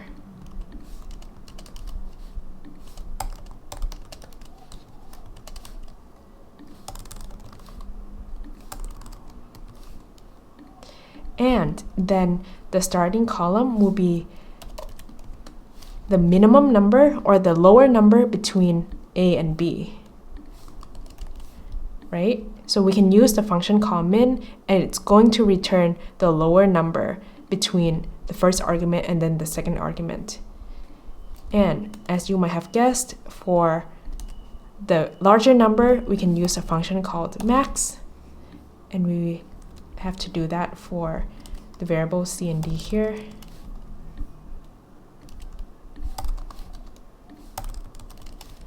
All right, let's try this.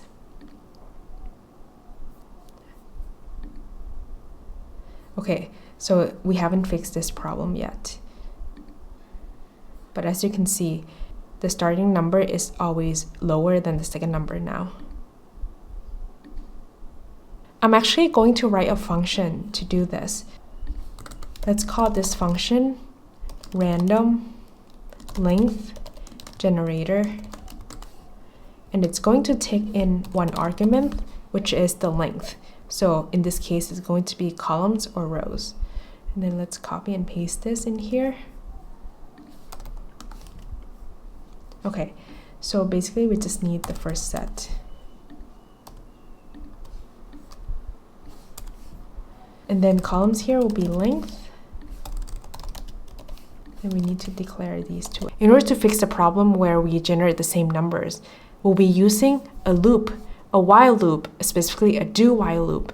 And a do-while loop is similar to a while loop, but with the do-while loop, you execute the commands first and then you check the condition, instead of checking the condition first and then you execute the commands. So the syntax is do, and then do what? Do the commands, which is this, right? This is the command that we want to do. And then while. So basically, first we want to declare A and B outside of the loop. And then we want to execute this expression here where we generate random numbers. But then after we do this, then we use the while loop to see whether these two numbers are the same or not. So we will do A minus B, but A minus B can be a negative number. So I'm going to use a function called ABS, or absolute, to turn these numbers into a positive number. And then we want to set it equals to 0, right? While the difference between these two numbers is equals to 0, then keep going through this while loop until it is no longer equals to 0, which means it's not the same number. Now inside this function, we also need to return the starting column and the ending column value, right? Actually, instead of doing it this way, I'm going to declare a new variable and call it, how about range? And this range is going to be a vector object. And a vector object is an object that can hold two values. So I basically just want it to hold, the first one is going to be the starting call value, and then the second one is going to be the ending call value, right? And we don't need this anymore. And then we're going to return the range. Okay, let's come back here. Let's declare a new variable. How about let column range to be equals to, the function name is random length gen. And then we need to put in columns here, right? And then we need another one, which we'll call row range, and then the arguments will be rows. We don't need any of this anymore. And then now let's print these. So it's going to be call range, and then we want the first value, so we do .x, and then call range for the second value, we do .y. Same thing for row range .x, and then row range .y. And then before we click run, I'm going to comment everything out so it doesn't give us any errors. Let's try that. Okay. So it seems to be working. Perfect. So now we can uncomment this, and then instead of starting call, it will be call range.x to call range.y, and then row range.x and row range.y. And then we can just copy this for our second nested loop. Let's try this.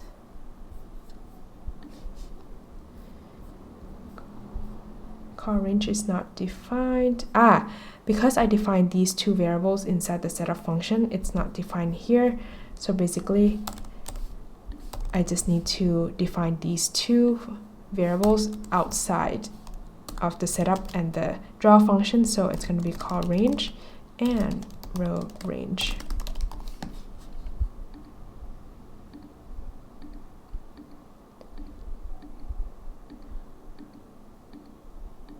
I don't know if you notice, but it never goes to the last column or the last row. You know why? It's because we basically generate between 0 and columns minus 1, right? But right now we say, hey, the for loop, let's go from I equals to whatever that number is. The smallest is 0, but the largest is columns minus 1, right? But this is less than, it's not less than or equals to, meaning that it will go from I equals to 0 to I equals to columns minus 2. So what we need is that we want to add columns plus 1 here and row plus 1 here. And there you go. It goes to the last column and the last row now. Perfect. Now we can also set it smaller. Nice. Now we can generate one block of these cell objects, but I want to generate a bunch of these blocks. So what if we put it inside a class? So let's do the same thing. Click create file. Let's call it block.js. And then comes to index.html file again and do the same thing. Rename this to block. All right, let's go back to block.js. We're gonna create a class called block. And then we're gonna have two methods here, which is constructor and display. So inside the constructor function, what do we need? Let's go back to sketch.js. We will want this call range and row range. Let's start with that. And then let's do this.call range, this.row range. And then this will be columns and rows, which are global variables, so we don't need this dot. Random length gen is a function outside here. I want it to be inside our class. So let's copy this. And then let's create a method called random range. Perfect. And then this will be this.randomRangeGen, same as this. So I have to put this dot here because in order to call a function or a method inside a class, you need this dot. All right, so let's look at this if there's anything we need to tweak. Yeah, everything should be fine here. All right, so now for display, let's go back. We basically want to also create this grid inside our block.js constructor function. So let's declare, how about we call it a block? And it's going to be a 2D array. And then we're going to have a nested for loop that goes from this.call range, which we have declared here. And then this is going to be this.block, this.row range here, right? And this is going to be this.block as well. And then for the cell, we can keep it the same, right? All of these are global variables. And then we basically need these nested for loop inside our display function, right? And what do we want to display? We want to call the display function. So not to be confused, this display function is the display function inside cell here. So let's do display cell so that it's not confusing. Because this dot block of I and j is a cell object, and so we're calling display cell, which is a method inside the cell object. So let's go back to sketch.js. Now we don't need this anymore. We also don't need this grid. We can delete this part. Okay, how about we declare a new variable? Let's call it b. And b is going to be a new block. And let's just do b.display. Run. Yay! All right. Okay, so how about we make multiple of these blocks? So let's do blocks is an array, and then let's also create num, a new variable to indicate the number of blocks that we want to create. And then now we're gonna write a for loop that goes from 0 to num. Now we're going to declare new block objects inside our blocks array. And then we also need this for loop to call the display function.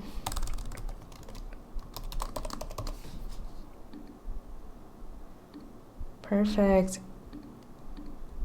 Okay, now you can see that some of these width of each of the blocks are kind of small. These ones are 2, right? This is 1. For aesthetic reasons, you can change it. You don't have to, but I want to change it. So basically, inside the random length gen function, instead of setting this conditional statement to be equals to 0, I want it to be, if it's less than, let's do, how about 4? So I want the width to be at least 3. So now you get a bigger block in general. So now let's work with the colors.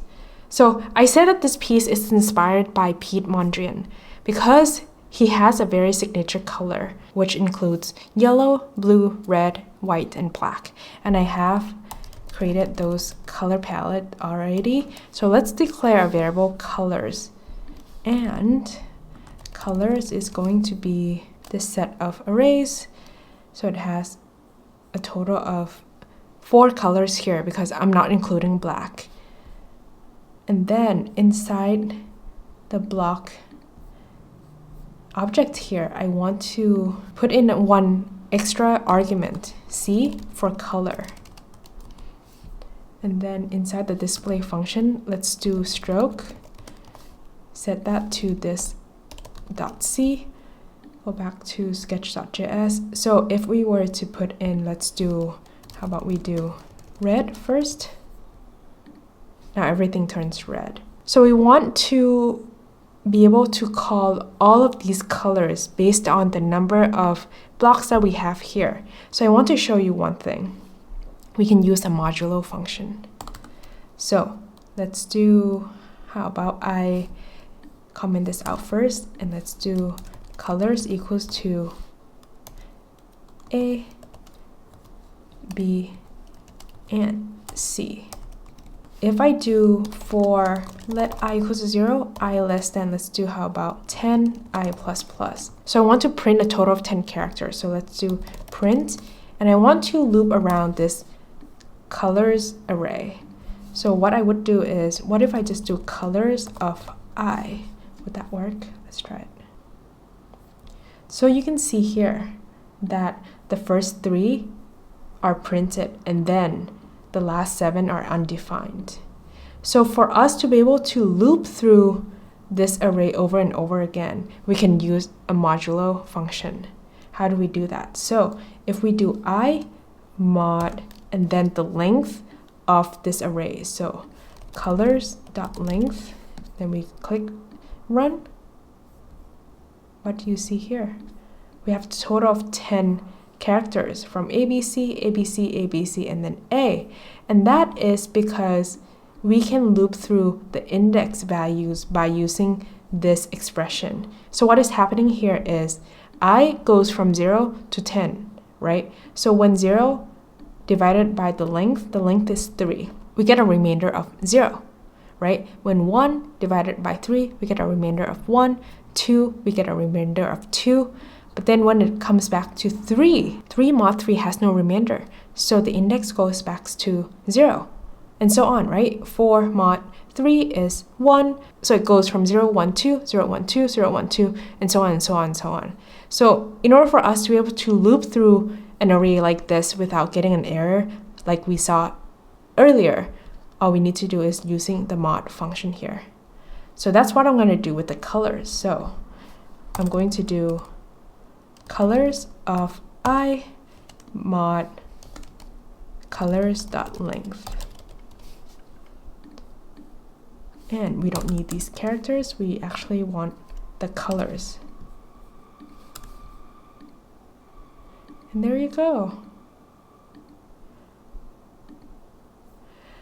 And we also, how about not set a constant 5 number of blocks? What if we do num to be equals to also a random number, and I want it to be randomized between 3 to 6, not including 6, so it's going to be between 3, 4, or 5.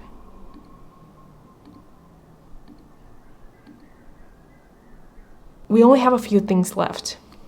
The first thing is, let's go back to block.js. I also want the stroke weight to be thicker. I want it to be 3. Yeah. All right. And with the Piet Mondrian kind of aesthetic, each of his rectangles usually have a black border. So to imitate that, I'm going to set a conditional statement.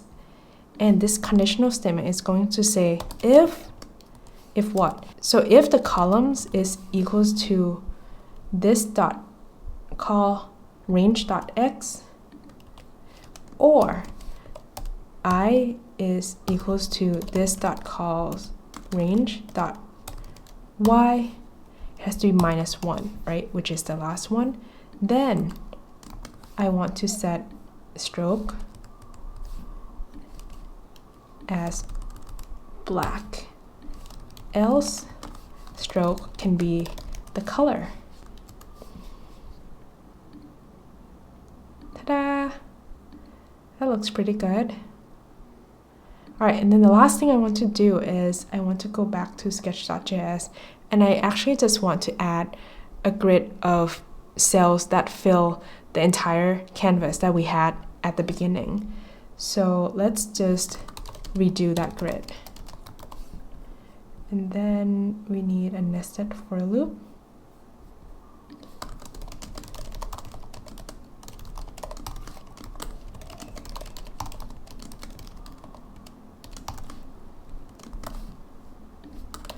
Grid of I equals to empty arrays, and then grid of I and j will be the cells, right? Cell from I times w, j times h, w, h, and then j for the rows, right?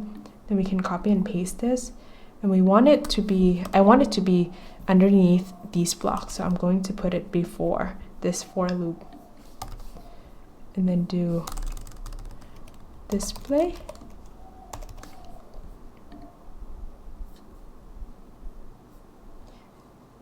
Oh, display cell. All right, and then I don't want these to be black, although this looks kind of nice too. But let's do stroke to be, how about let's do white, and I want stroke weight to be a lot thinner at 0.5. Nice. All right, so this is my take on generative piece inspired by Piet Mondrian. Hopefully this gives you an idea of how to create a generative piece using a random function. So create your own version and share it with us. Give it a try.